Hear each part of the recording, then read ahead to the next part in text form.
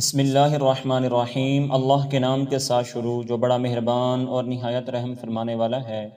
حضرت سیدنا ابو ہریرہ رضی اللہ تعالیٰ عنہ بیان کرتے ہیں، رسول اللہ صلی اللہ علیہ وسلم نے فرمایا، جو شخص کسی عورت کو اس کے خاوند کے خلاف یا غلام کو اس کے آقا کے خلاف بھڑکائے وہ ہم میں سے نہیں۔ حضرت عائشہ صدیقہ رضی اللہ تعالیٰ عنہ بیان کرتی ہیں، رسول اللہ صلی اللہ علیہ وسلم نے فرمایا، مومنوں میں سے کامل ایمان والا وہ شخص ہے جو ان میں سے اچھے اخلاق والا اور اپنے گھر والوں کے ساتھ زیادہ مہربان ہے۔ حضرت سیدنا ابو ہریرہ رضی اللہ تعالیٰ عنہ بیان کرتے ہیں، رسول اللہ صلی اللہ علیہ وسلم نے فرمایا، مومنوں میں سے کامل ایمان والا وہ شخص ہے جو ان میں سے اچھے اخلاق والا ہے، اور تم میں سے بہتر وہ ہے جو اپنی عورتوں کے لیے بہتر ہے۔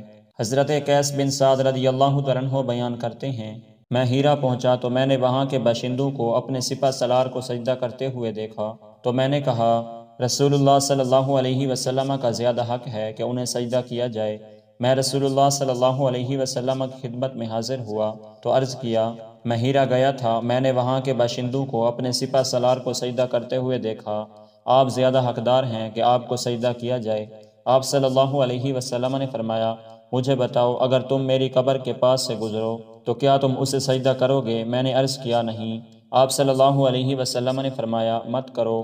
اگر میں کسی کو حکم دیتا کہ وہ کسی کو سجدہ کرے تو میں عورت کو حکم دیتا کہ وہ اپنے خامندوں کو سجدہ کریں، اس لیے کہ اللہ تعالیٰ نے انہیں ان پر حق عطا کیا ہے۔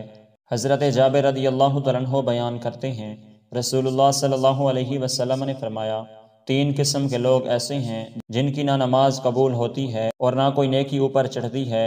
نمبر 1، بھاگا ہوا غلام حتیٰ کہ وہ اپنے مالکوں کے پاس واپس آ جائے اور اپنا ہاتھ ان کے ہاتھ میں دے دے۔ نمبر 2، وہ عورت جس پر اس کا خاوند ناراض ہو۔ نمبر 3، نشے والا حتیٰ کہ وہ ہوش میں آ جائے۔